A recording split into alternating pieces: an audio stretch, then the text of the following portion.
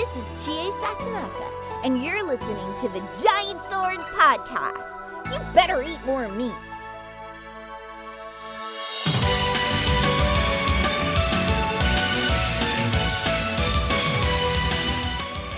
Hello and welcome to this week's Giant Sword Podcast. I'm your party leader, Nick.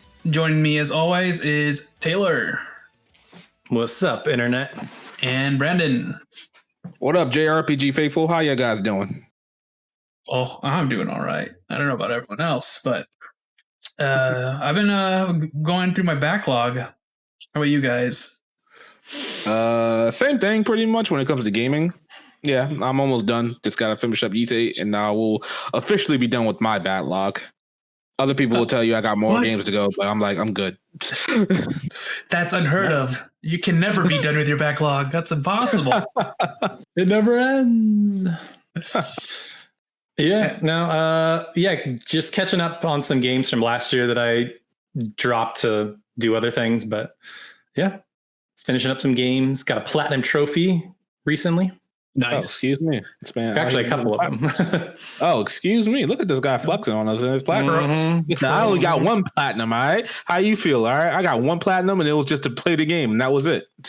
Well, was it for like Walking Dead or something like that? Yeah, exactly what it was. If you beat the Telltale games, they just give it to you, yeah. Oh, yeah, no, I have two platinums. I have that and a Persona 5 platinum. Okay, yeah, I got two Wait, platinums. seriously? You have the Persona 5 platinum? Yeah, the vanilla Persona 5 platinum. Yeah, I got that one. That's pretty hard, isn't it? Yeah. It was a little bit annoying, but I kept a lot of save files, so I was able to go back to certain points. Nice. He was the JRPG god, so. What do you mean was?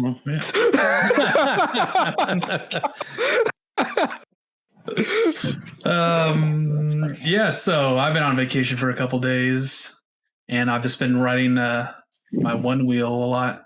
But now it's like raining every single day, so I can't ride it. I think I've ridden probably over 30-something miles in the last 3 days. Wait, what is that called? You say a one-wheeler? The one wheel. What is that? That thing right there. Can't really see it. Oh, wait. I thought I was talking about that. It's like literally a skateboard, but with one big wheel in the middle, and it's like motorized. So you have to like lean forward it goes, and yeah. Okay, yeah, I know what you're talking about. I've seen that before. Yeah.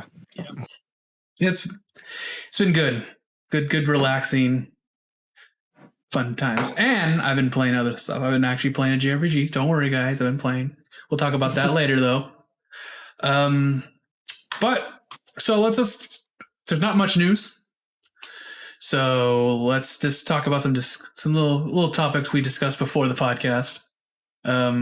We're going to be talking about some Resident Evil 2, even though it's not really a JRPG, but we all love Resident Evil here. But first, Disgaea 6 has a demo out on the Switch, and apparently, I don't know if it's true, it runs not so hot. But let's go to Shadow with this one. What do you know about Disgaea 6? So before we say this, the game is coming to the West, but we're only getting the Switch version. Now, as Nick alluded to, the Switch version runs like hot doo-doo butt cakes. Okay? That's sad. Unfortunately. Now, there is a silver lining in all this. There is a performance mode on the Switch to run a game at 30 FPS. I find it completely absurd. But yeah, you could sacrifice some visuals to get the game to run a little bit better, I'm hearing. But as far as overall performance, for me personally, this is unacceptable. Absolutely unacceptable. I'm not going to be playing a game in 2021. We are not in 2012. We're not in 2016. We're not in 2018. We're not even in 2020. We are in 2021. Games should be running default out the gate at 30 FPS. Out the gate. I would say 60 FPS, but you know what? I'm going to give the Switch some leeway because it's Switch. But aside from that, I was able to play the game on PS4, and it kills me because the game runs like a dream on PS4. It runs just fine. So I'm coming to the point where I'm going to have to make a choice: do I buy Disgaea 6 day one when it releases in the West in the summer, or do I wait a year for the inevitable Disgaea 6 complete and it's going to be ported to the PS5, the PC, probably Xbox Live via Game Pass or something like that. But probably not going to be able to wait, so I'm going to have to stomach this one. As far as the demo goes, oof.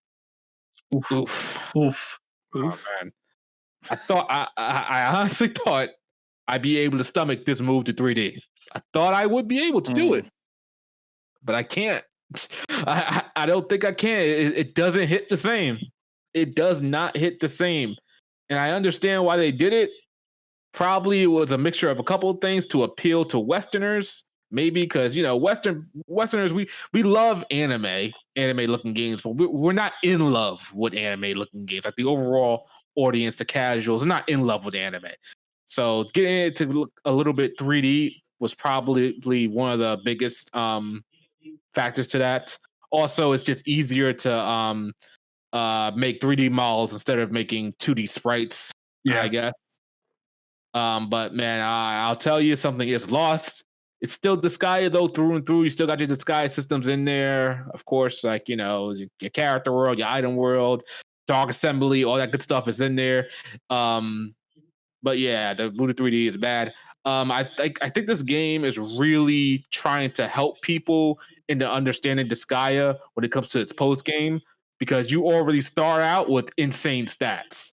Like you start out at a ridiculous level already, and I think your stats are already in the millions when you start out. But they're easy to look at numbers. It'll say 3 mil, like 3M, 300,000, 600 or something stat, whatever attack stat. But you only have to worry about that 3 mil. So don't worry about anything else. So are they doing that because they want people to do a ton of numbers? Just like when you hit someone, it's like 50,000 damage. Exactly. Yeah, they're trying to get people to warm up to that, because that was intimidating before for the Disgaea series. People just didn't know how to do that, which it is hard to do that. It requires a lot of time to get to those numbers really high up, and I know that firsthand. But this game is really trying to introduce a lot of people into those systems, especially with reincarnation. Reincarnation in previous Disgaea games you didn't have to touch at all, especially for the main story. But this one, it's like one of its unique features for the game. So they're probably looking to ease people into that too. But yeah, the biggest thing for me, the move to 3D, it's not gelling too well with me. It's not gelling too well with me.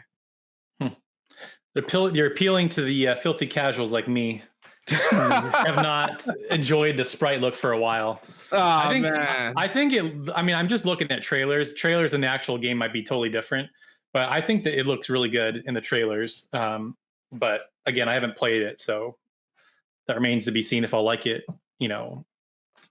for the real thing. But and you know what? Maybe this move to 3D, maybe us hardcore Disgaea fans are going to have to make peace with it, because maybe this move to 3D will be for the best.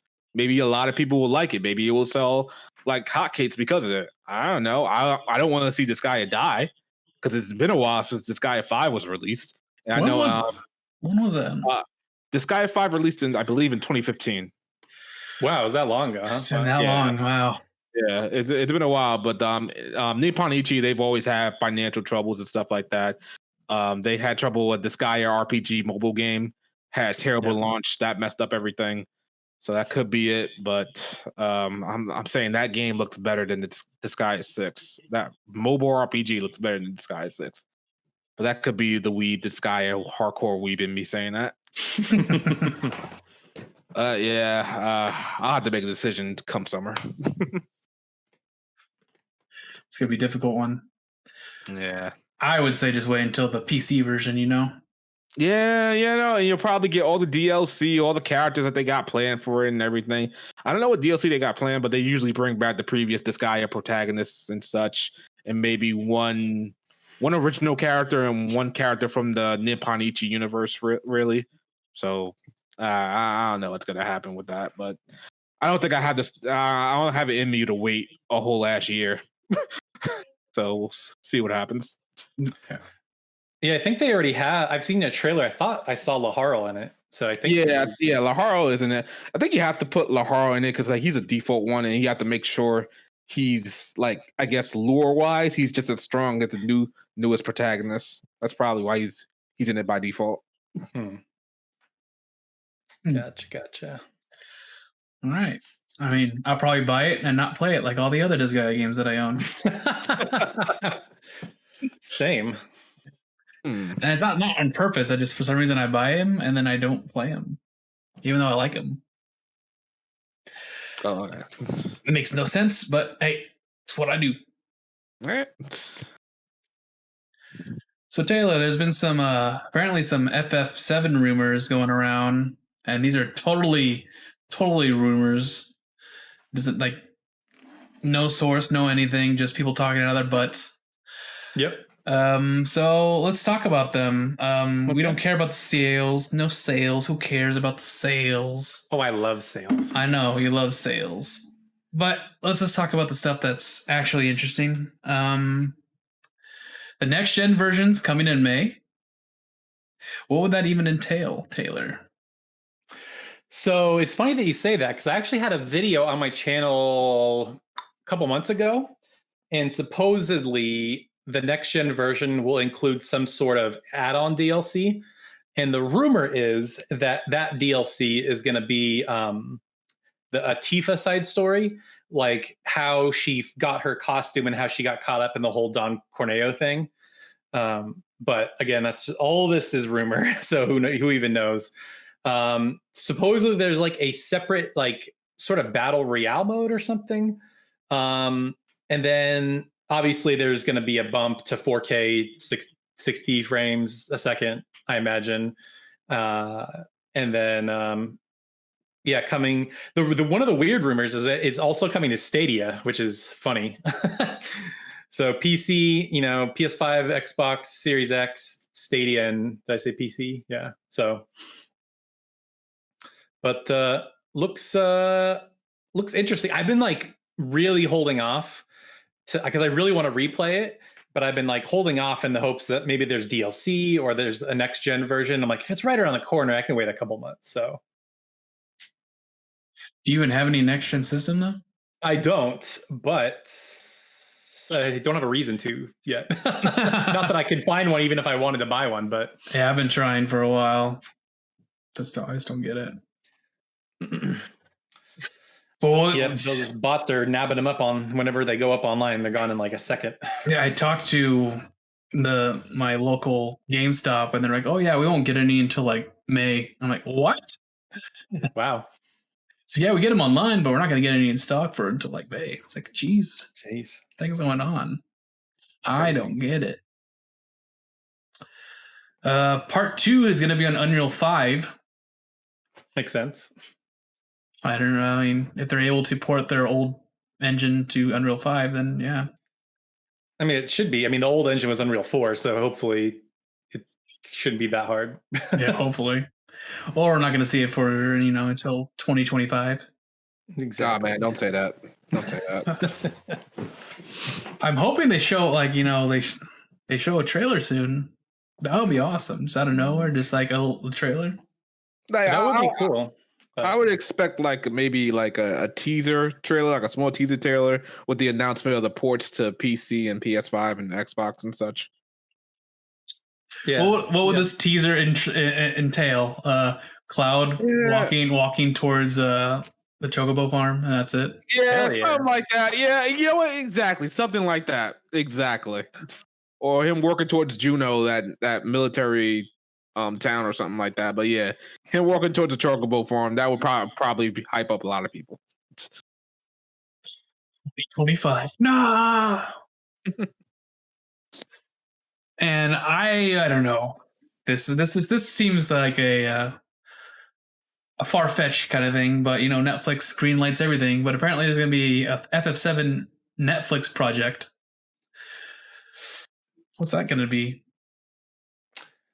I think we were talking about this before. I think that there were some trademarks a couple weeks ago that were like Final Fantasy VII Ever Crisis, and then they trademarked the Shinra logo or something. So people were thinking, oh, maybe it's a Crisis Core remake or something. I really hope they don't do more spinoffs like they did before. I'm like, don't do spinoffs. If you want to make an anime or something, that's fine, but like just make the the games. Dirge of Cerberus was bad. Everybody thinks Dirge of Cerberus was a good game. It wasn't a good game. No. And I think people really have nostalgia glasses for Crisis Core also. I think they like it for the story, not actually playing it. Because I remember when I played it, I'm like, it was okay. The limit break system is super weird. Like it randomly just like, a slot machine will come up and you just randomly do limit breaks. I didn't get how that system worked. That was so weird.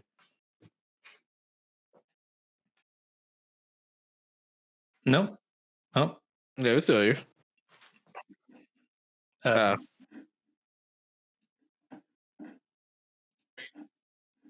Okay. Yeah. Okay. We're good now.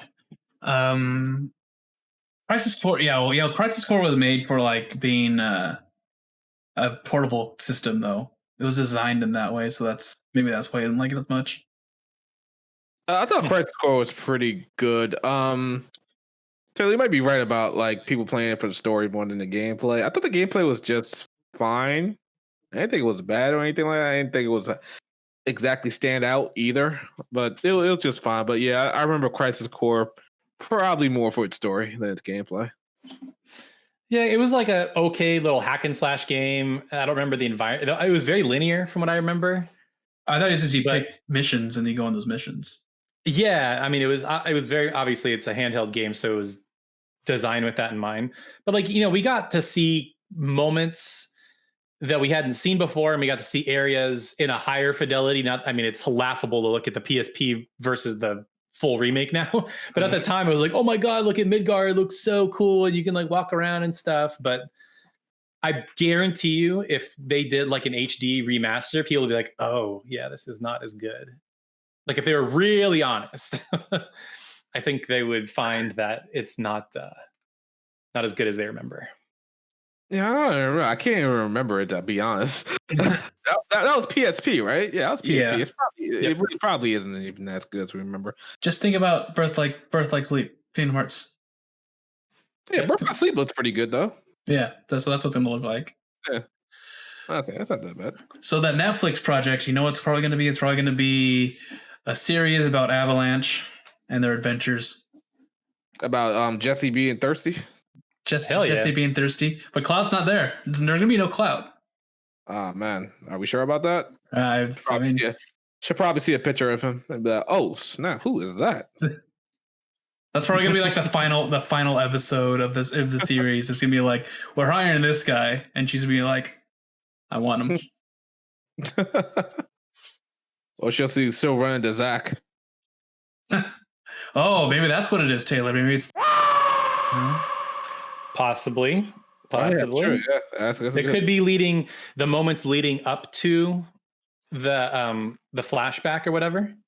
That was a big spoiler. I'm sorry, people. Well, it's been out for like a year now, hasn't it? Yeah, almost. I'll censor it. Don't worry. Yeah. Yeah. I mean, that's the only thing on FF7 that we got. If I know people really want to see part 2. I mean, do you want to see them overblow Final Fantasy 7, or do you just want to see them do Final Fantasy 7 part 2? That's it. 2. Don't give me remakes or don't give me spinoffs. I don't care. I think my main concern with them wasting time with spinoffs is that the main core game will take longer, and I want that to be done as fast as humanly possible. Yeah. I mean, they're already making FF16, so. Yeah. Well, that's the next rumor. I don't know if we were going to get into that, but you can talk about it. It's fine. Yeah. So along with the 7 remake rumors, there were also some 16 rumors. They were not as juicy, but worth mentioning nonetheless. So supposedly right now 16 is scheduled to come out before the end of the fiscal year, which ends March 2022. So supposedly the game is going to come out before then, which I think was about where people were guessing. I was thinking like maybe this fall, but if not, like early next year totally makes sense. So, and they said that this has been the smoothest development of a Final Fantasy game in a really long time, which I also totally believe. Yeah, because it's got the guy from 14 on it. And it looks like 14. Yoshida. Yeah. Yep. Naoki Yoshida is working. He's the producer. He's like a master producer. So I'm like, totally makes sense. And this might ruffle a couple people's feathers, but also if you don't have a next gen console, then this might make you happy. But it said that they're testing a possible PS4 version. No. No. No. no, No. no. For the love of God, I don't even have a PS5 yet, and I'm telling you, no. Don't do it. Leave the PS4 behind. Leave the next-gen alone. It's over. Stop.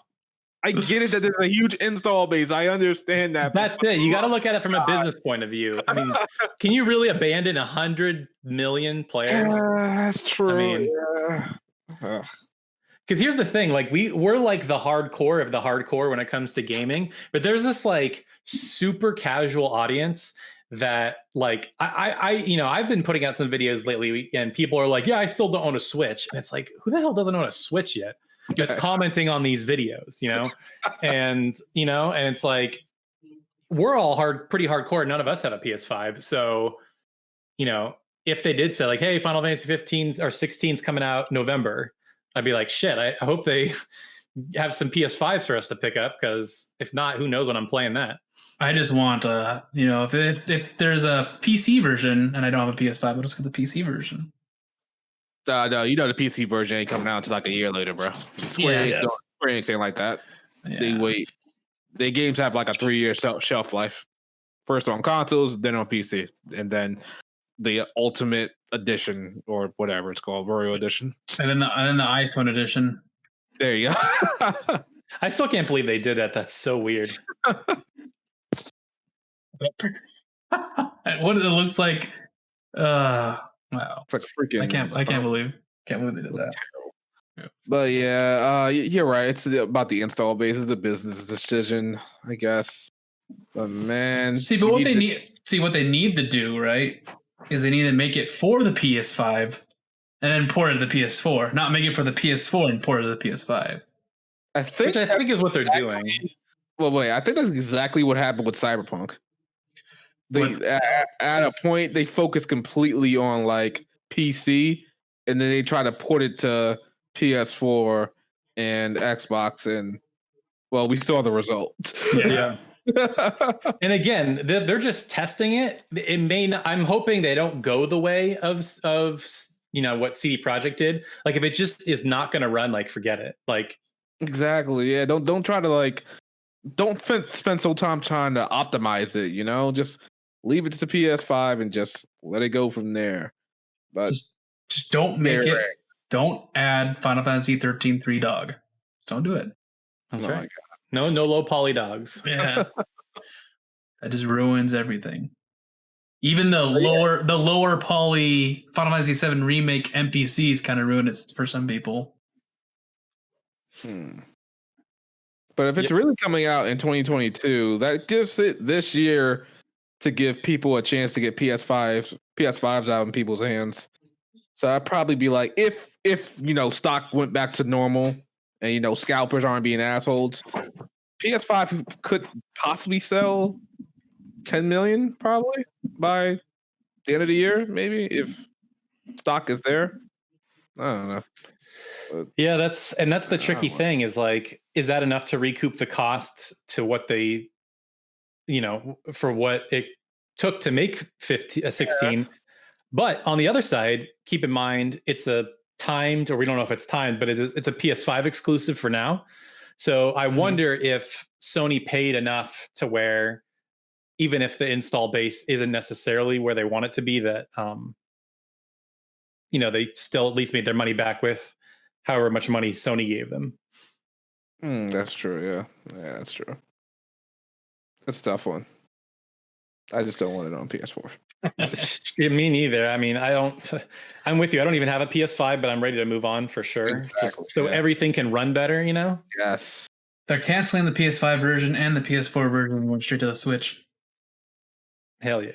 That would be horrible. That would be horrible. Don't do that.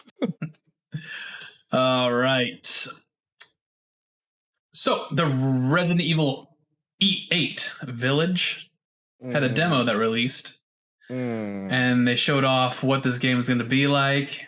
A lot of people are thirsty for the thick witches, especially Taylor here. Well, first of all, it's tall vampire lady. Not me. I knew there were people in the Discord that would be all over him, so I'm like, all right, I got to see who replies to this, but not my style. I mean, I'll admit she is hot. With the tall one or the little witches with the hoods? Oh no, really? Yeah, tall one. The giant vampire lady. Yeah, that's like 8 feet. She's hot. I don't care what anybody says. See, that's the thing about that. Like, I'm getting tired of these people, man. You'll probably saw my tweet. Like, people can go crazy over this tall vampire lady in freaking in Resident Evil, but the minute I want to say, "Oh man, I love Tifa," "Oh man, I love Pyro from Xenoblade," it's like, ill. Like, oh my god, you're such a weeb. I'm like, huh? So this is okay? So we're governing this tall vampire lady as okay? Like, I'm tired of that, man. People in their double standards, it's gotta stop, man. Let me thirst of what I want to thirst over, all right? I mean, you can't. I mean, you should get a pass for thirsting over Tifa because Tifa's unreasonably hot. Exactly, but people still like. It's like, oh, Tifa's just hot. That's all she is. Aerith is amazing. You don't like Aerith. You don't like Aerith because she has that big boobs. I'm like, first of all, I love Aerith. I think she's the best Final Fantasy character. But yes, I like Tifa more than Aerith. Okay, leave me alone. All right. So Resident Evil 8 looks like it kind of looks like they're going like a reimagining of 4, doesn't it? So I get some 4 vibes. More actiony. Has the castle, and it has the merchant, and it's just and you're trying to rescue your daughter. I think Ethan can't catch a break. At first it was his girlfriend, now it's his daughter. Like, we don't even care about Ethan. Not like, does anybody know who this man Ethan is? We don't care about Ethan. He's just the everyman. Weirdly enough, the story bit I'm most curious about is what the heck is Chris Redfield doing there? Oh yeah, he shows up at I guess spoilers for Resident Evil 7, but he shows up in Resident Evil 7. And just like randomly, and it doesn't look like him at all in any of the other versions. So I'm like, what the heck? It's a redundant. There's a lot of people were thinking maybe it wasn't really him or something. So no, it was him. Capcom don't know what the fuck they're doing. That's what's going on. Capcom don't know how to get Chris to look. That's what's basically going on. So the Chris that you see right now is the Resident Evil 2 and 3 timeline, Chris. Oh God, no. That would make sense to how he looks. Exactly. He's not super buff Chris anymore who can punch rocks. Oh my God. But wait, do you guys play Resident Evil?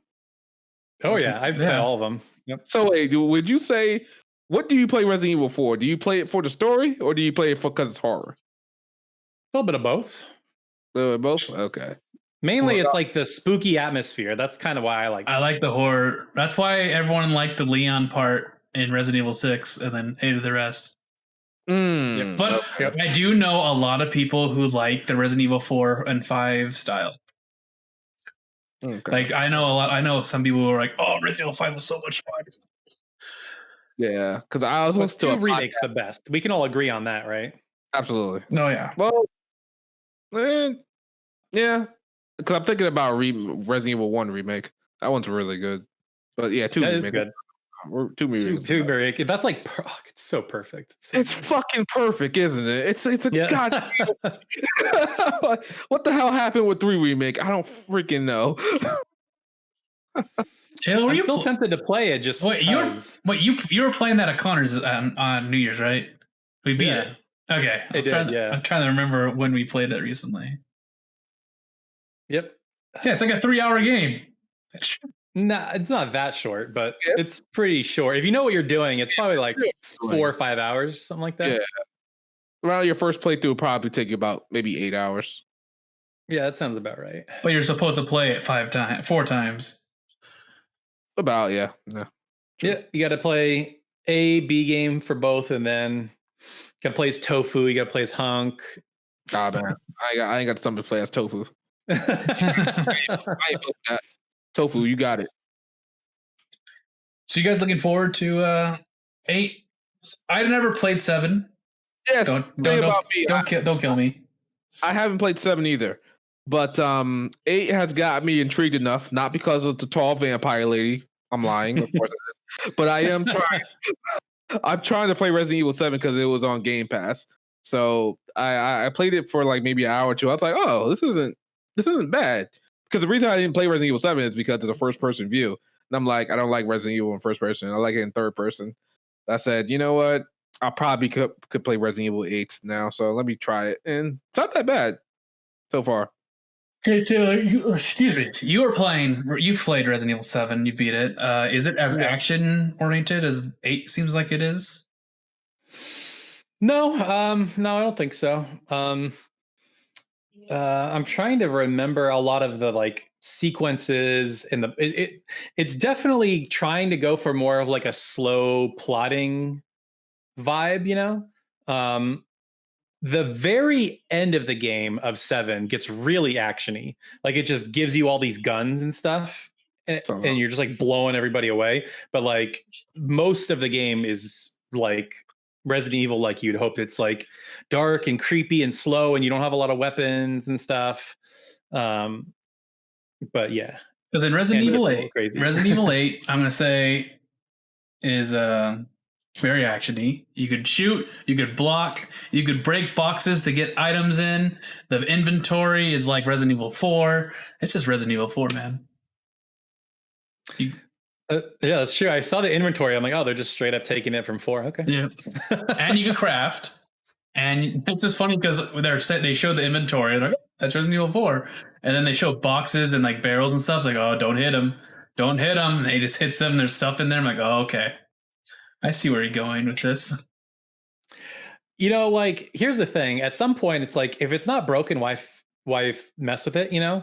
And like, for me, Resident Evil, it's just like, give me the same thing, just put it in a new location, and I'm good. Mm-hmm. And, you know, I know some people like get tired of that. Like they hate the Assassin's Creed's the same game every time or whatever, but it's like, if there's a formula that works, just like run with it, you know? And the way Resident Evil does their core mechanics just works, you know, like the herb stuff, people know what's up with that. It's fun. The gunpowder mixing, people know what that is. That's fun. Finding parts to upgrade your gun. I mean, it's a good system, so I don't see why they have to like mess with it. Beat the game really well and get an unlimited ammo magnum. Mm-hmm, exactly. Or just pay $5 and unlock everything like I did. It was on sale. It was for Resident Evil 2, and it was on sale. It was like $1 or something. I'm like, screw it. I ain't doing all that crap. And so I just went through the game with like an unlimited rocket launcher and an unlimited machine gun. And I was just mowing everybody down. It was so fun. I beat the game in like 3 hours. It was the best. But I love the setting, like this, like that gothic setting, and there's like werewolves and stuff like that, and the village and the castle. It just looks really expansive. Like there's gonna be a lot of exploring. So and that's my favorite part about any horror type game is, you know, okay, I gotta scavenge for my items. I gotta, you know, avoid stuff, be a little stealthy where I need to be, because I imagine there's gonna be times where like running or hiding is a better option than trying to fight that big werewolf with the axe or whatever that thing was in the trailer. I think they said the vampire lady is going to be like the pursuer type. Like she's going to be like Mr. X. Or Mr. X, yeah. Those are my least favorite things in Resident Evil. If I'm being honest, I hate that crap. It's like, really? I just like going at my own pace. And when they are chasing me, I feel like I'm rushed, I guess. Yeah, that is the point. Yeah, I could definitely see where you're coming from on that one. Yeah. But by the time, like for Resident Evil 2, by the time you beat Mr. X, you have a way to get around him. A lot of people don't know that, but I do. But it does. Yeah, I be playing the game sometimes, like, oh, god damn it, Mr. X is outside. I don't feel like going. I gotta figure out a way to go around and rush through it. Yeah, you're right. Yeah, I could definitely see where you're coming from. Yeah. You just want to know why that fireplace is there. Just, who built it? Exactly. Yeah, what's going on with this fireplace? What's with this little statue right there? What does it mean? Taylor, I don't know if you remember anything about Resident Evil 7, but I'm at the part where I just ran the guy over, well killed the guy, quote unquote, with the car. Like, yeah, I think I got to that point, and now he's chasing me around everywhere, and I have no idea where to go next or what door to unlock at this point. I'm like really confused. Oh, I think I know where you are. Where you're at. Did you get there's like a weapon that you can unlock in that there's like a little central area and there's like one of those trick doors, or not a trick door. It's like in Resident Evil 1 when you take the broken shotgun and you put the broken shotgun on it, Yeah, I know where that place is, yeah. Yes, I think if you keep just snooping around, you'll find something.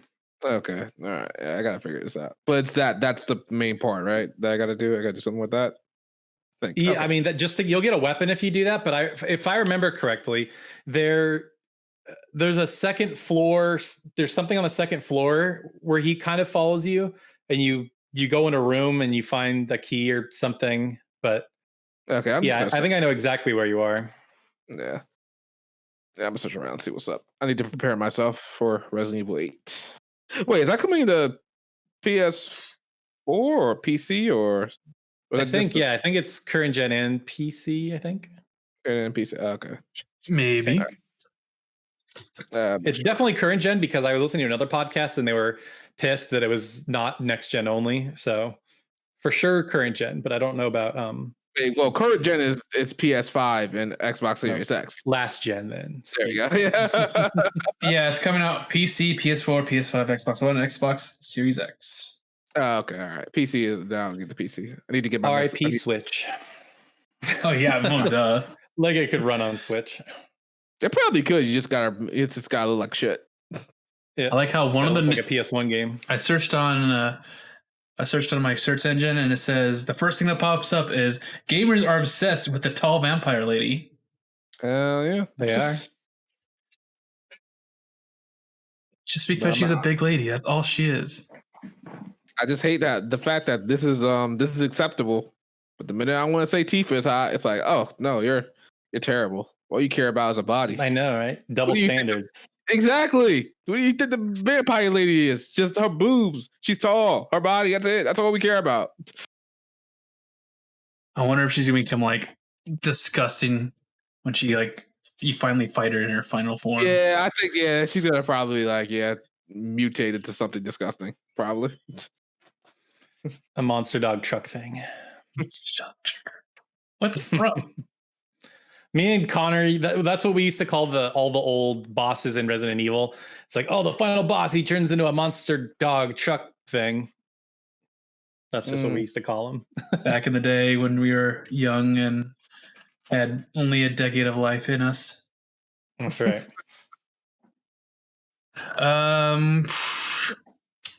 So pretty much Resident Evil 4 Remake has been confirmed, right? They pretty much confirmed it, but there's been some hiccups in that. So Taylor, what are those hiccups? So basically, there's been some disagreement on how much they want to change or keep it the same. So the team that worked on the Resident Evil 3 remake is working on this. And that team said they wanted to keep it more close to the original Resident Evil 4 because people were so upset about Resident Evil 3 cutting the clock tower and it being shorter and changing things. So they're like, well, people got mad, so let's just keep it simple. And Capcom's like, no, we want to change stuff. And so there's been all these disagreements. And from what I read, they're essentially pulling that team or most of that team, and they're like bringing it back internally to work on it at Capcom. So yeah, I don't know we don't know the specifics, but that's kind of the rumors that are going around. And if I had to guess, and we're only guessing at this point, my guess is that they wanted to, the team wanted to keep it similar, but then Capcom's like, but Resident Evil 4 is so goofy. Like, if you really think about how goofy it is and how hammy some of those characters are, I bet they were like, that wouldn't fit as well with like the tone of like Resident Evil 2 and like the 2 and 3 remakes. They're like pretty serious, So I can't imagine, like serious Leon, then it's like, haha, I'm Salazar, and like all that weird stuff, where he gets his hands stuck on the wall and all that crap. Like, I can't imagine how they would handle that weird humor. So if I had to guess, that's what the debate is about, but I could be totally wrong. We have no clue, and we may never know. But So Ashley's Yeah, gonna that's what I think's happening. be a busty blonde chick, and everyone's gonna lust right. after her. And then Shadow's gonna be like, "What the hell? Why can't I lust after Tifa? If you could lust after Ashley." That's right. But would you guys want it similar, or would you like them to change it up a lot? I don't know. Now that I think about it, I don't have much love for. I mean, I got love for Resident Evil 4, but nowhere near as much love as I do Resident Evil 1 to 3. I would like for them to keep it the same because they changed it up with Resident Evil 3 remake, and that was a disaster. I mean, at the end of the day, Resident Evil 3 remake is a good game. It's just a terrible Resident Evil 3 remake. No, I don't know if I wanted to do whatever with Resident Evil 4. I feel like Resident Evil 4 would be good either way. Just don't fuck it up like you did for 3 remake. I don't know how to explain this one. Would you make it darker, like even darker than it? I don't know. Like, because in the beginning of the game, the forest is all like, it's foggy, but it's like, it's bright. It's, you can see everything. Would you start it off just dark, and you go into the village and it's like completely empty, and there's like dead bodies everywhere, and you're just like, what the heck's going on? And stuff like that. I could see it opening like that, but this is the Resident Evil where it really like changed everything. It pretty much revolutionized games at the time for the most part. So maybe this is where they don't get too spooky. This is really where the action is going to come into play here. But keep the fish boat boss, right? Oh yeah, I forgot about that. Yeah, yeah. Hey, now I'm starting to remember why you're saying it's ridiculous. Yeah, it's kind of ridiculous. Okay. And there's like that big troll that like throws rocks at you or something. Yeah, that's true. Gigante. Yeah. El Gigante or something like that. Yeah. They could make that like freaky though. Like, but they got to make the what's that enemy called? The Regenerators. They got to make them terrifying. Those guys, those are the worst. all they have to do is make the noise. Yeah. It's like, I think it's like a clacking sound. It's the way they move too. Yeah. Oh God. Yeah, they gotta make them things terrifying. are the fucking worst. Yeah, I remember when I was a kid and I was playing. I was like, "Yo, those things terrify me. I would not want to run into those things ever." Yep. Well, they keep the ending where you're fighting zombie mercenary guys. Oh, Jack.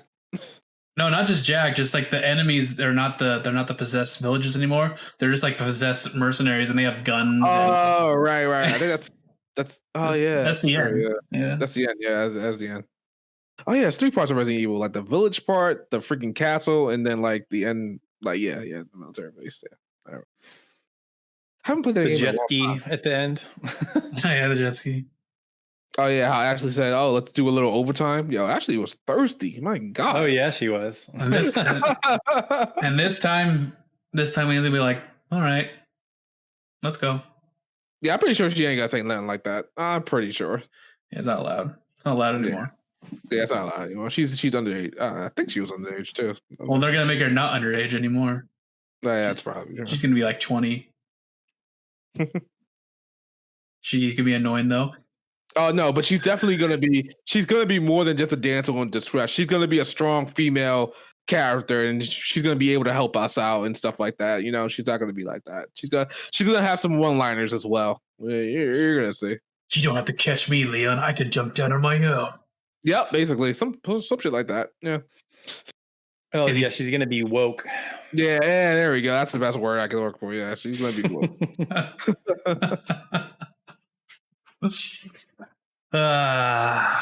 All right. So, what have you guys been playing?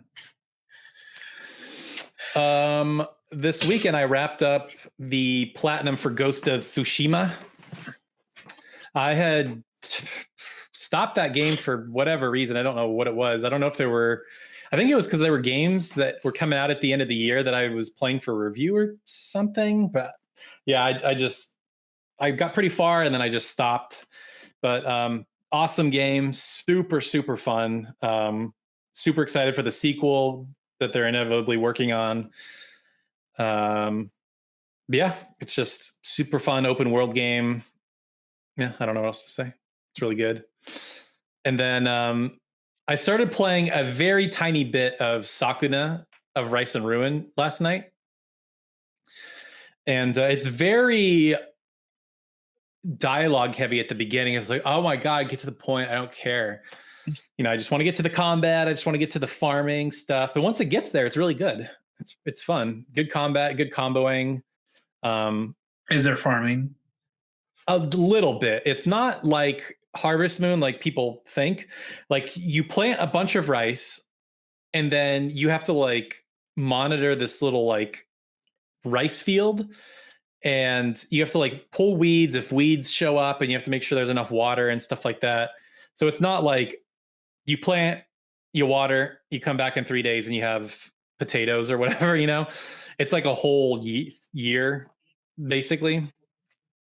And so the loop is you need to go hunt for supplies and food. And then once you're hungry, you come back and you drop off all the supplies, you eat, that gives you buffs, and then you check it on the rice, and then you go out and do it again. There's probably more to the game at some point, but so far that's what the game is. It's pretty good. Sounds thrilling. Mm-hmm. No, that's not exactly what I thought it was going to be. So you keep me updated on that one. Yeah, no, I will. I mean, since I know you like, on paper, it's kind of like Rune Factory. Obviously, there's no like townsfolk to interact with, none of that. But there's no waifu simulator, so it's obviously minus 5 points already. Yeah. Well, you are the waifu, I guess, because Sakuna's a girl. But yeah. Is that it? That's mostly what I've been playing. I put in a little bit of time at Ghost of Tsushima pretty much every day for the last couple of weeks. And then before the podcast, I said I got another platinum. I got the platinum in 13 Sentinels, which is basically just beating the game, more or less.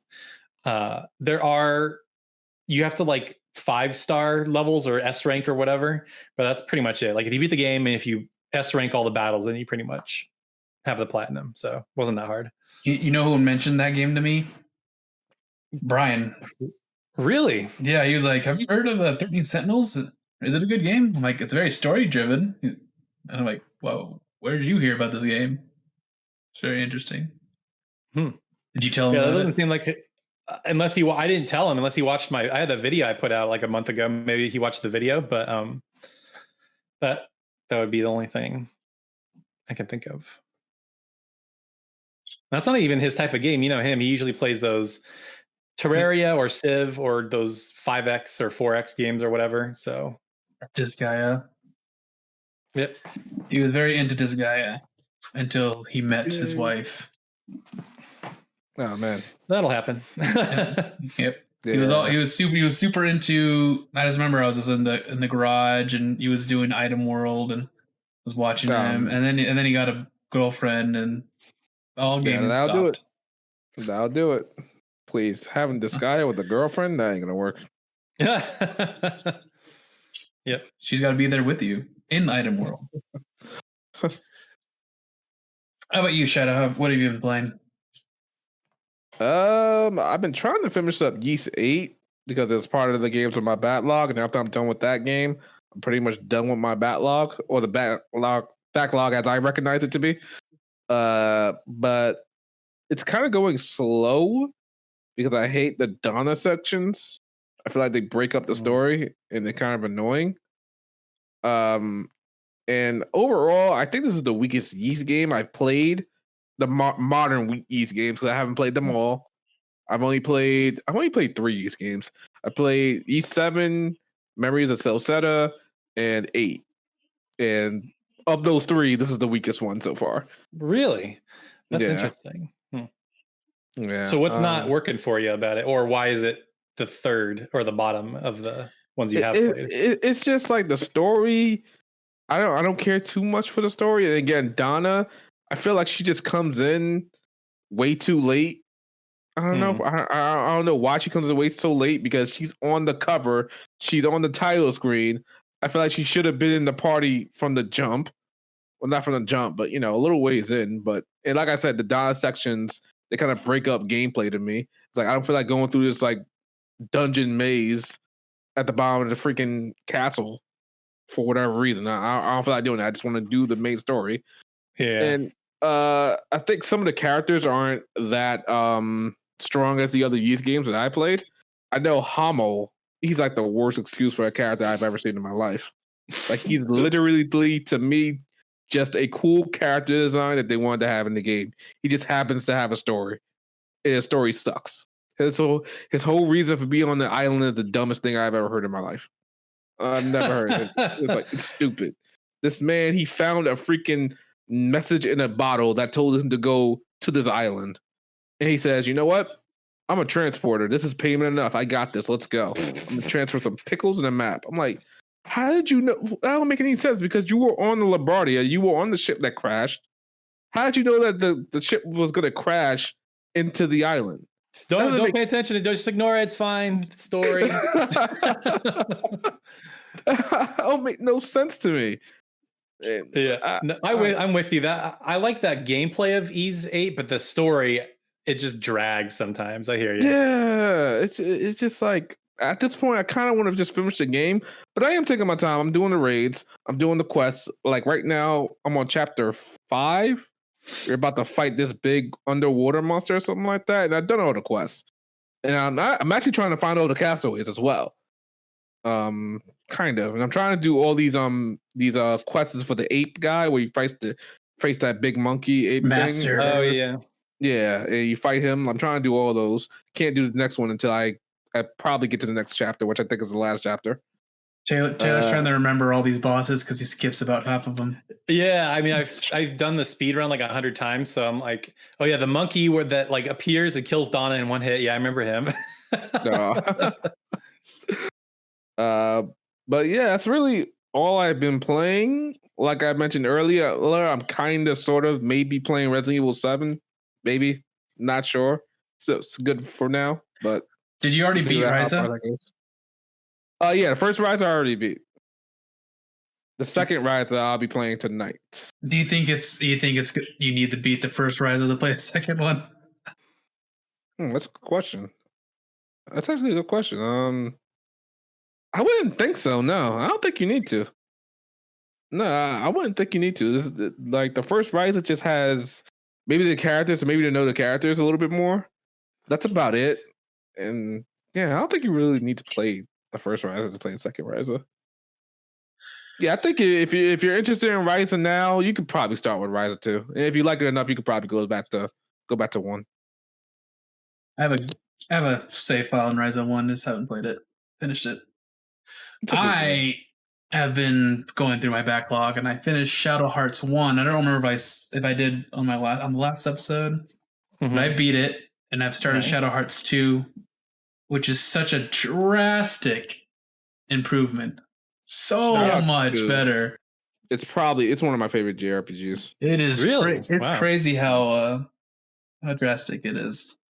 But yeah, I've been doing 2 now, and that's been fun.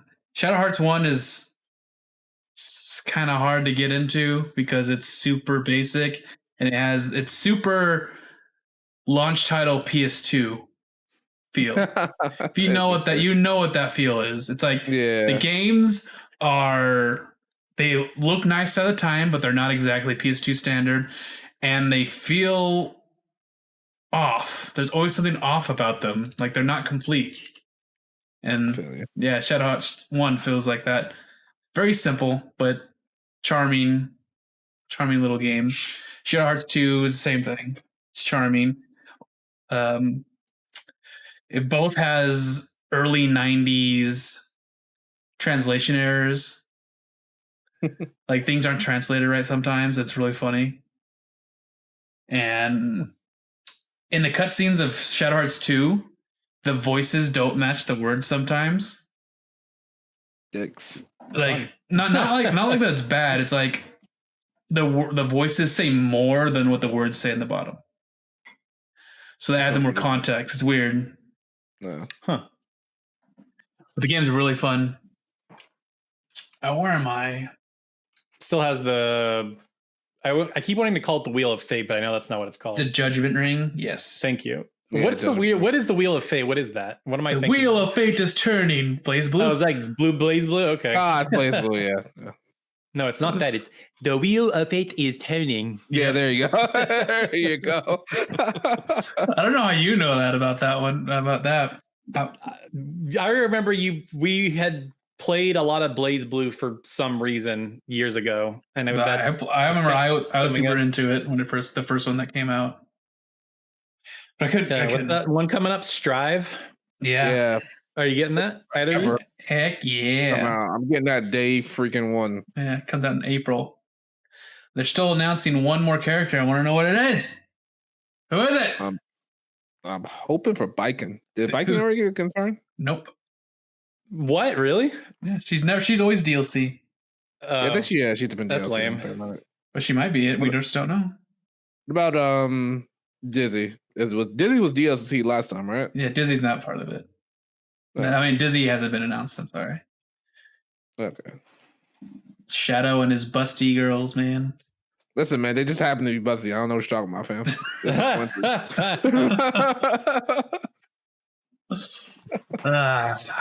All right, let's do some questions. All right. If you guys want to ask us questions, join our Discord, and you could ask them there, or you could just, tweet at us on our tweet. All the links going to be below. So, first question. Spaghetti. I gifted my normie friend Persona 5 Royal, and he loves it. He is an FPS and League of Legends normie. However, my other friends are not interested in P5. Most of my normie friends watch casual anime like Naruto and DBZ. They play most casual games like Among Us, Fall Guys, and most Sony AAA titles. What normies? That's not the question. I guess it's an update to a previous question, yeah. So I think he asked if we should gift Persona 5 Golden or Royal, and he did, and he loves it. And then the other friends are normies, super normies. So I don't know what you could do with that, because to like JRPGs, you pretty much have to be in at least somewhat into anime and stuff like that. Yeah. Especially if you play like a Tales game or Trails game. Absolutely. Pigeon Senpai asks, what's the game you are most pleasantly surprised with in 2020? Most pleasantly surprised with? That was literally the title of my Fairy Tail review. So I have to say Fairy Tail. I mean, my expectations were like not high, and it's still not a great game, but it's like I was like surprised. I'm like, oh, this is actually like decent. Yeah.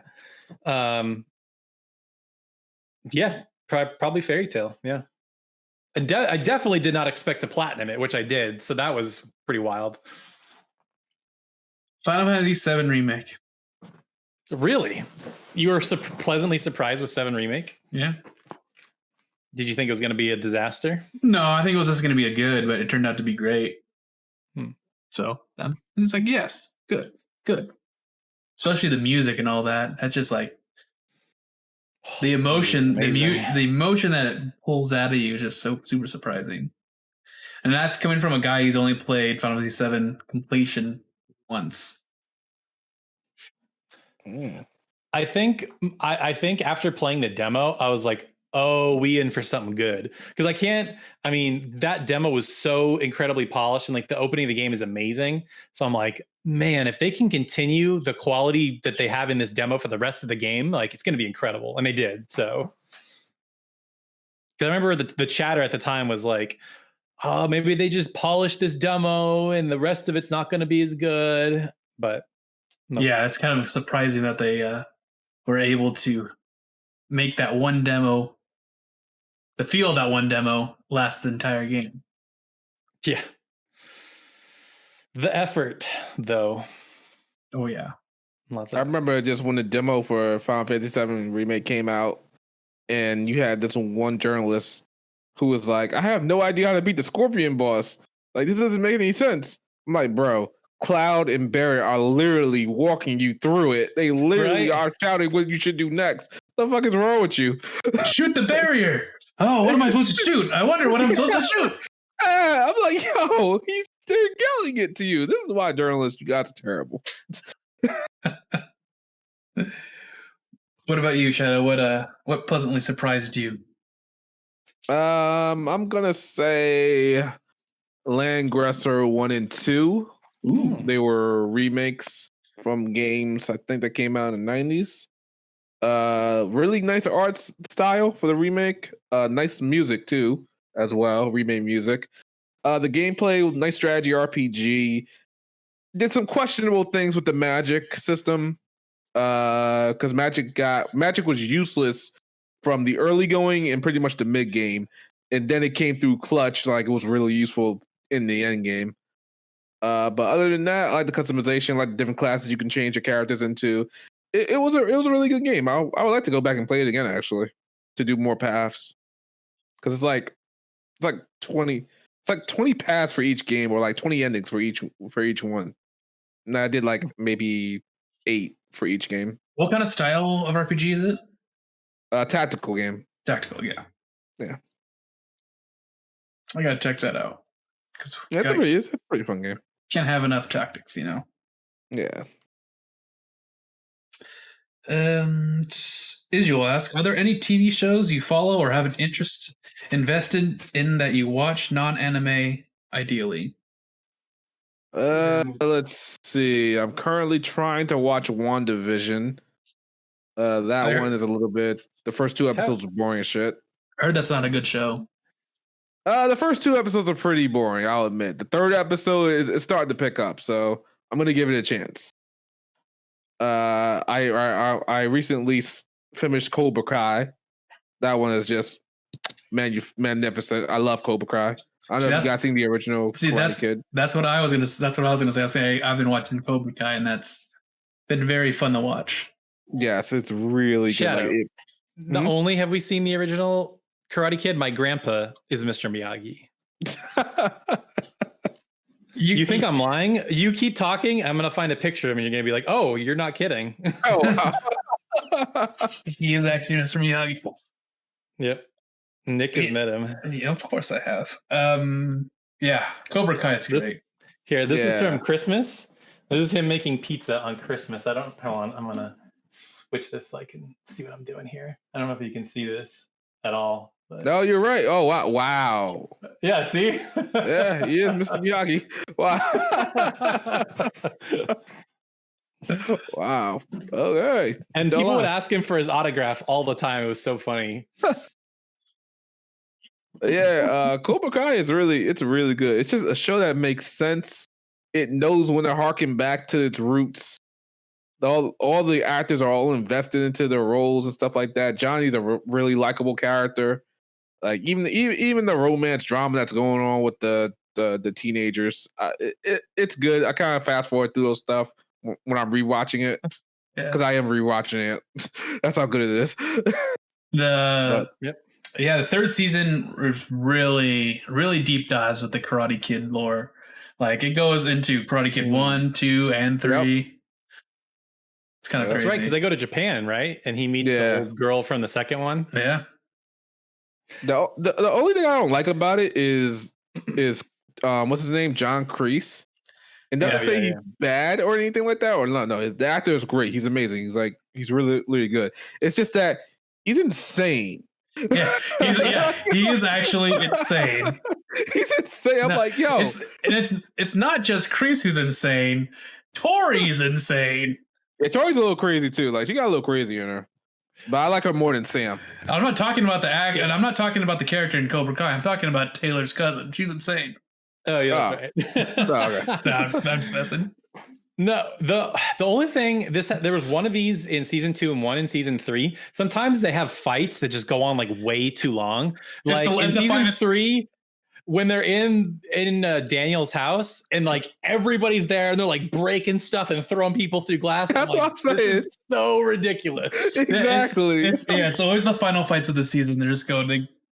Yeah, they're ridiculous, and they're way over the top. Over the top. Yep. I'm like, nobody's getting arrested for this. I'm like, there's only so far my disbelief can stretch here. I know. Exactly. And it's stretching a lot because I really like this show. So right now you're starting to be a little ridiculous. It's just like at that fight scene, I just started laughing. I'm like, this is so dumb. I was like, if this actually was happening, all these kids are arrested. Yeah, all these kids are arrested. You're all going to juvie. Like that's all there is to it. Like, goddamn, come in, you break things up. But nah, we got to sell this at the karate tournament. Everything's okay. That's right. At the karate tournament. All Valley High, let's go. Yeah. Or All Valley, whatever tournament. Yeah, All Valley. I forgot what it's called. But yeah, Cobra Kai is amazing. Can't wait for the next season one. So a year from now. I don't know. It might be actually sooner because apparently they've been filming it already. Oh really? Yeah. Oh, okay. Good. Mm-hmm. Oh, by the way, since we're talking, just real quick before we go to the next question, how do you guys feel about those type of TV shows? Like they're coming out pretty much every week instead of being able to just binge watch the whole thing. I hate that crap. Like the show I was going to talk about was Mandalorian. I waited until all the episodes were out before I resubscribed to Disney Plus, and then I just marathoned it all because I can't stand that. I'm like, I'm not paying for 3 months, while I wait for the show to come out. I'll just wait because the problem I have with Disney Plus is there's not enough new content to keep me subscribed month after month. With Netflix, there's always something, So yeah, I don't like. And the same with The Boys. Like, I think The Boys season 2 did that. Yeah, The Boys did that too. That's another show I watch as well. But the thing about it is, it keeps the show around a little bit longer. See, I binge watched Cobra Kai in like 2 days, not even almost. But I binge watched it in a day. Yeah, exactly. Wow. So it's like I still be watching it now probably if it was coming out week by week. It's weird. But what you said about Disney Plus is right. I was kind of running out of stuff to watch on Disney Plus. But then I realized they got cartoons from back in the day that I used to watch. So now I'm kind of watching like, Recess, Doug, that stuff. So I'm like, oh yeah, I'll watch some of these old shows I used to watch as a kid. See what you could do, Taylor, is you could subscribe to Hulu.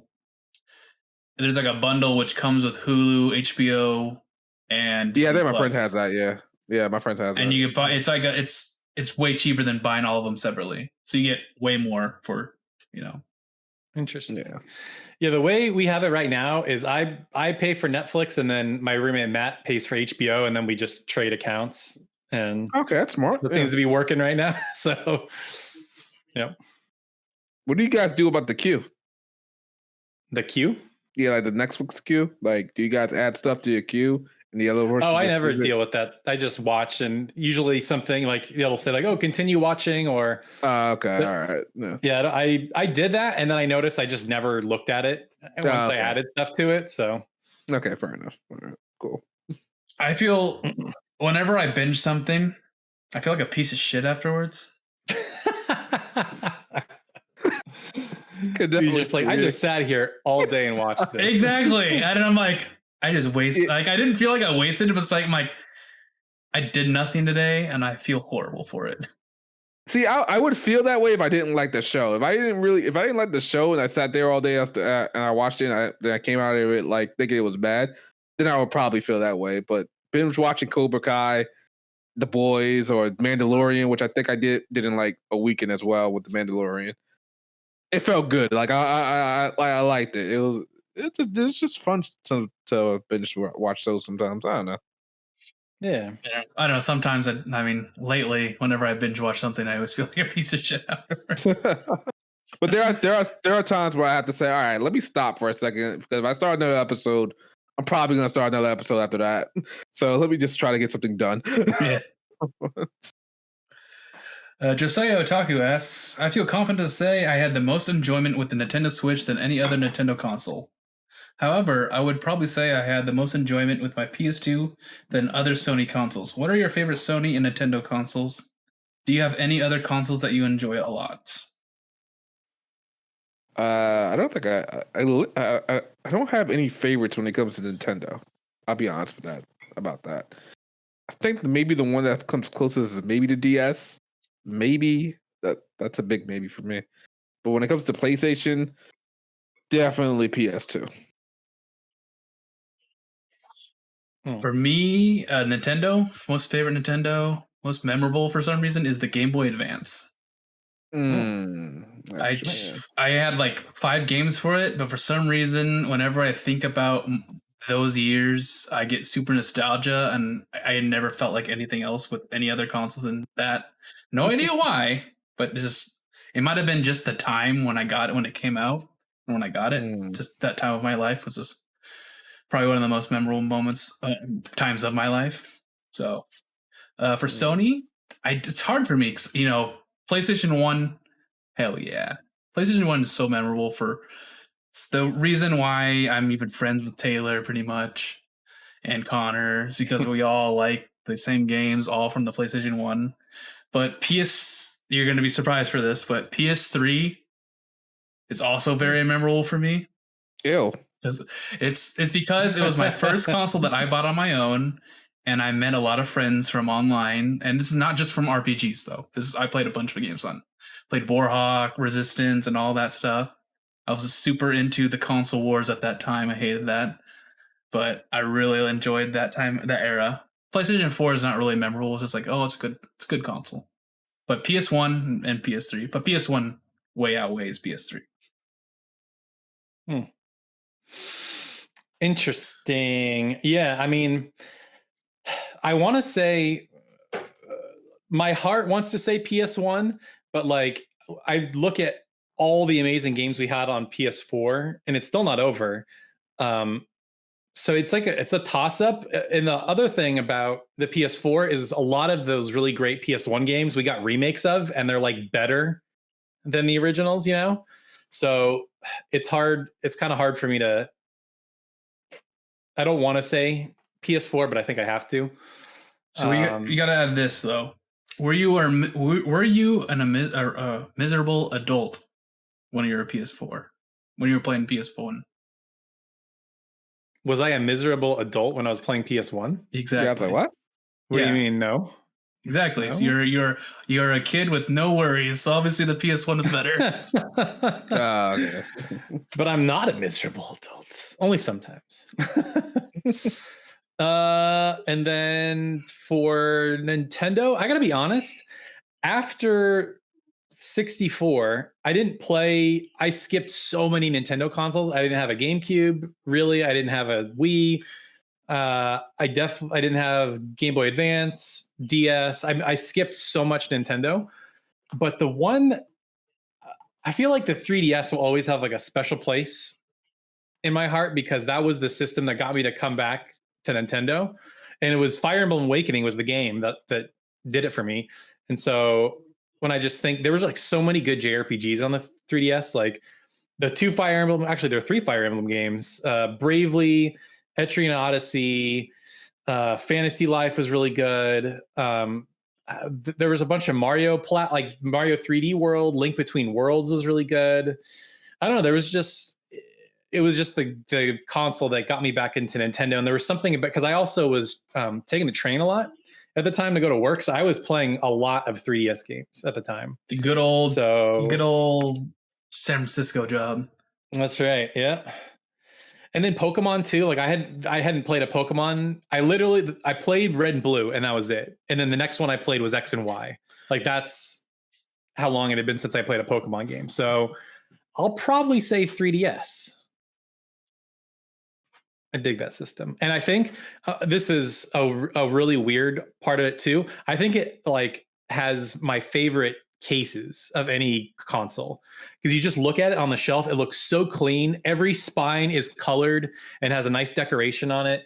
And red with white text. Oh, there's no white with black text. No, but I'm saying you're talking about Switch. Switch. Yeah. The Switch cases are horrible. They're the worst. And all the fonts exactly the same. It's terrible. I don't even buy physical games on Switch anymore. It's not worth it. I was going to say during the era where after the GameCube to PS3 and 3DS, all you did was play Madden and Final Fantasy games. Pretty much. And World of Warcraft. That was the Madden Final Fantasy era of Taylor. Mm-hmm. Sure was. And then people would be surprised to hear that. And I even played the NCAA college game a lot too. You were super into football, and you still are. Mm-hmm.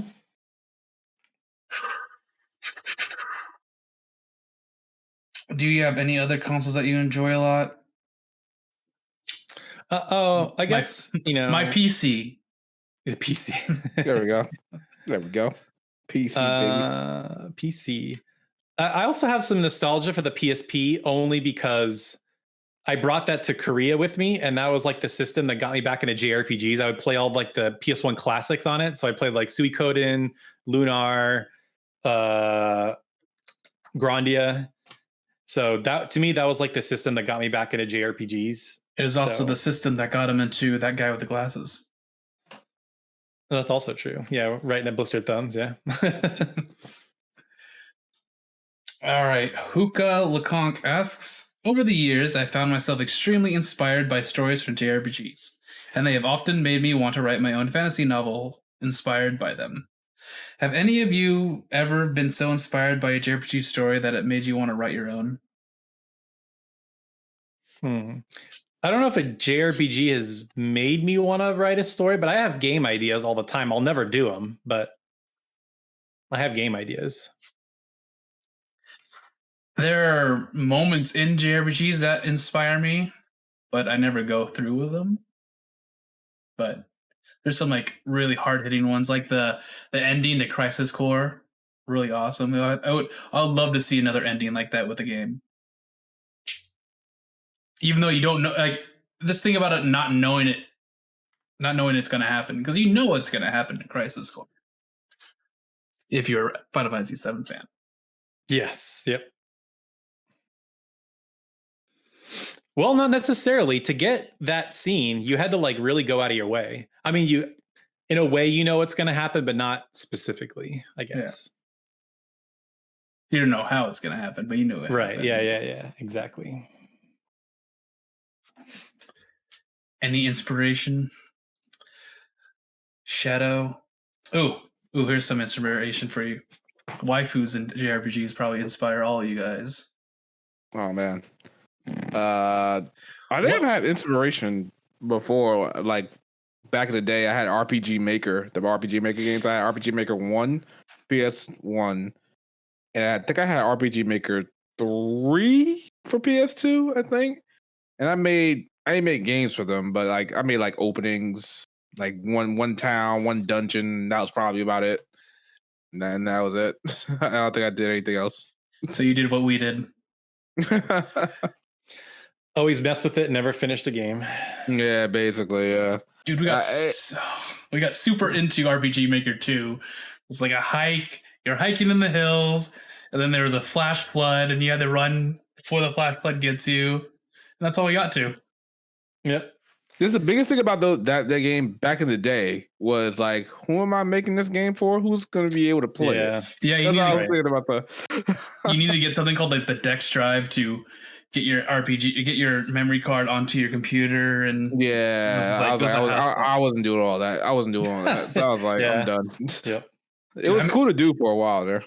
I made so many intros.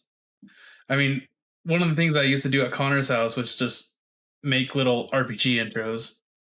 Just on our RPG Maker, we just make silly things. What's the best one, Taylor? What was the one that you remember? The one with the pizza guy, with the house exploding. Yep. Yep. All it was just the main character is walking by this house, and suddenly the screen flashes white, and then there's fire everywhere. And this guy is like, I just wanted to make pizza. That's right. And every time we saw that, we just started laughing. And I didn't know at the time, because Connor made that scene up. He was just quoting freaking Mega Man Legends. That's a scene in Mega Man Legends. I was wondering what that was from. I thought it was like from UHF or something, but. And another one I remember I made during one of Connor's birthdays. Lucy, his cat, was missing, and we just made an RPG about Lucy. I remember that. Yep. and if you would just go up this thing, and then you would fight this boss, and then you would wake up, and then you would go back to sleep, and then have the same dream over. So the game was looping. You can't beat it. It was dumb. I don't know why we made it, but we did. Good times. Good old RPG Maker. And I remember in RPG Maker 3, I made this really long. It was like an hour and a half long, our longest RPG I've ever made. And it was pretty elaborate. And then one day, I wanted to work on it, and it was like, this file is corrupt. Ouch. Oh, all that time gone. That sucks. Yeah. Life's just sucky sometimes. Yep. Spaghetti asks, do you think we will be getting a Switch Pro? And assuming they are not scalped, is it a day one purchase for us? I do not think they're going to make a Switch Pro. They are going to make the next Nintendo console. That's what we're going to be getting next. I think they're definitely going to make a more powerful Switch. But yeah, scalpers are going to get that out the ass, and you're going to be screwed. So, yep.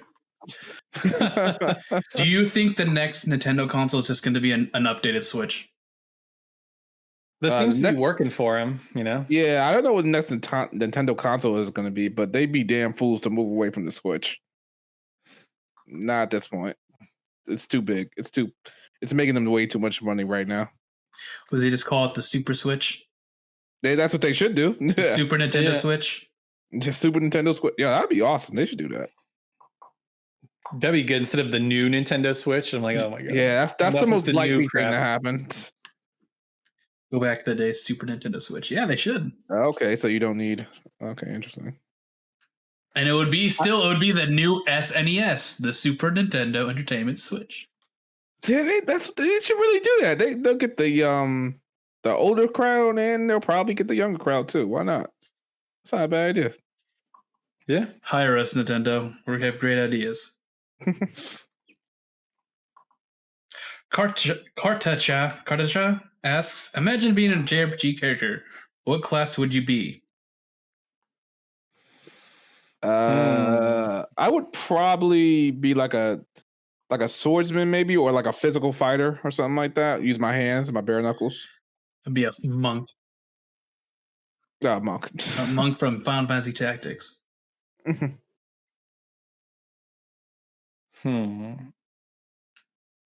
I'm trying to think. Like, there's not really a paladin class in JRPGs usually, but that's what I'd, like somebody that can like take a hit, but then also heal.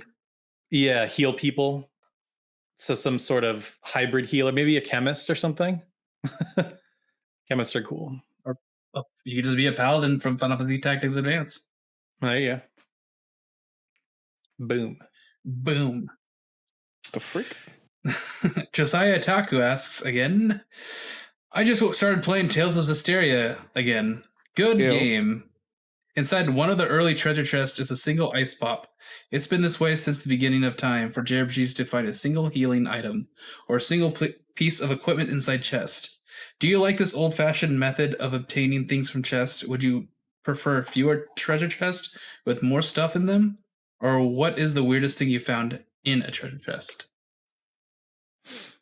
Oh no, I say the more chests the merrier, because to me that's my favorite thing about exploring is like being rewarded for like going off the beaten path. And even if it's just like a couple potions, like, yeah, I got a thing, keep that what's that chemical in our brain that we like? Dopamine. Yeah, give me that dopamine trip. Yeah. So we shall see. But yeah, I don't know why I said we shall see, but yeah, I don't know what the weirdest thing I found in a treasure chest is. Probably a monster. I don't know. I found an erotic book. It did nothing in the game. It just said you found the erotic book. And it said, what game? Or was that from? Shadow Hearts. Oh, weird. Huh. Don't know what it's for. That is weird. Apparently it's a rare edition, though. Good to know. Yeah, I don't know. It's just a weird. It's like, oh, thanks. I got nothing practically. Treasure. Yeah, I like treasures. What I do miss is finding like unique items and treasures. Because most of the time now you just find the current level item in treasures. So you go to the shop, you buy out, you upgrade all your gear, and then you go to the dungeon and you just like, oh, I just found this sword that I've already bought. Yeah, exactly. Give me some, give us a challenge to do or something so we can get more, or have it be more worth our Make while. it so you're in the dungeon, and if you miss that treasure with that unique sword in it, you'll never get it. It makes you have to explore. Exactly. Reward the inquisitive people.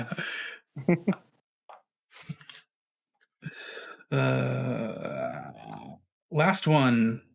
Spaghetti asks, are there any games you want to go back and get the platinum for?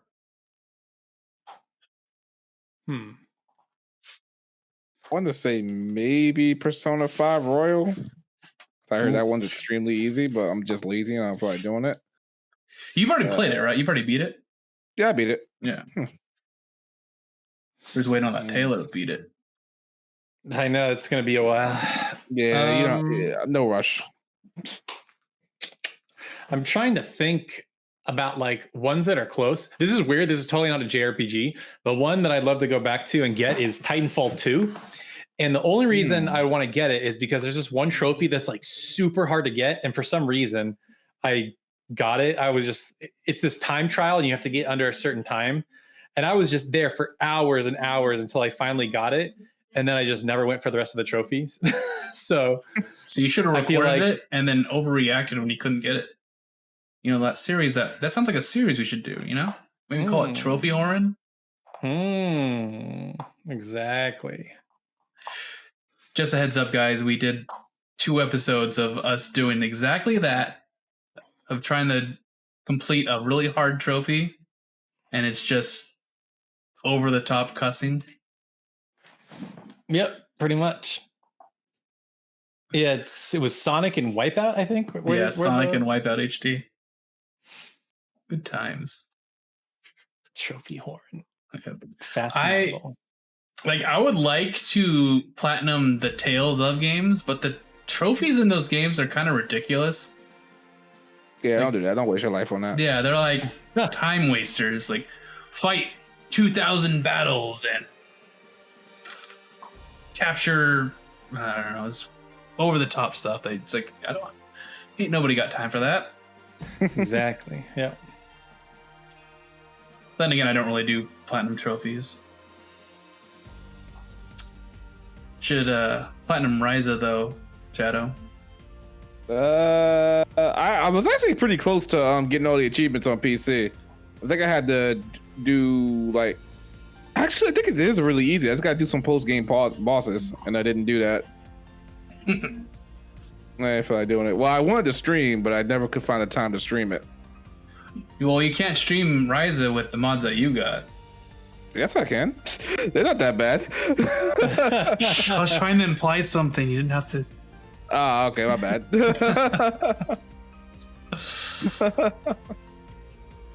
All right. So that is the end of the questions. If you guys want to ask questions to us, join our Discord. You could ask them in a channel there. You could also ask us questions on our Twitter. So just message us there. Just tweet at us, and we will read it during the next episode. But that will be it for this episode, and hopefully we'll be back next week. Sometimes our schedules don't meet up, so hopefully we'll see you guys later.